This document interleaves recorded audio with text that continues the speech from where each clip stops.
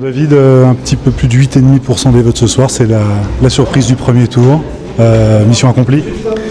Mission accomplie, je n'irai pas jusque-là. Déjà, je remercie vraiment sincèrement tous les Dijonnais et Dijonnaises qui se sont reconnus dans notre candidature et qui ont voté pour nous lors de ce premier tour.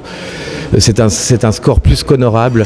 En revanche, c'est un score qui est à la fois, qui est également un peu frustrant, puisque nous sommes à 1,5 points en fait des 10% qui permettent dans une élection comme celle-ci à 2 tours de se maintenir pour le second tour.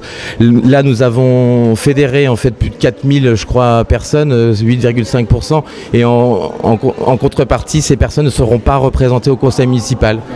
On a perturbé, mais s'il y a des personnes qui se sont reconnues dans ce qu'on disait, c'est qu'on ne disait pas que des conneries et qu'on n'était pas un candidat sinon sérieux que ça.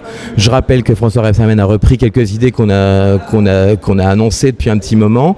Je pense que nous résumer un candidat non sérieux, un monsieur le rigolo comme il nous appelle, je pense que c'est un peu au-dessus de ça. Je pense que les Dijonnais se reconnaissent dans cette candidature qui était la seule apolitique, 100% société civile en fait, issue de personnes de droite comme de gauche, et je pense que c'est un petit peu ce type de candidature qui vont continuer à émerger de plus en plus en fait lors des prochains scrutins dans toute la France.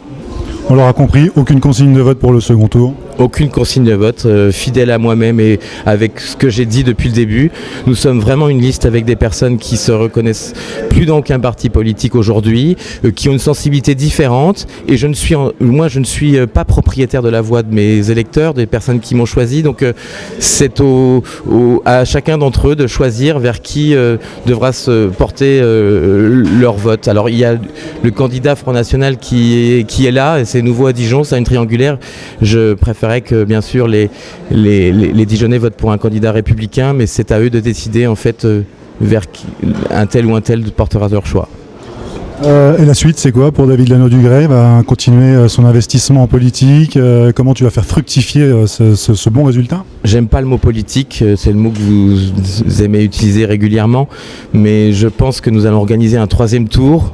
On fera une conférence de presse prochainement là-dessus, mais vu l'intérêt que manifeste un bon nombre de Dijonnais sur ce qu'on a apporté lors de cette campagne, notre ton nouveau, quelques idées différentes des autres candidats, au-delà de toute idéologie, de tout clivage politique, uniquement pour l'amour de notre ville, nous allons réfléchir en fait à nous regrouper un peu plus officiellement pour continuer à faire participer, à fédérer des Dijonnais pour se préparer peut-être à 2020 éventuellement.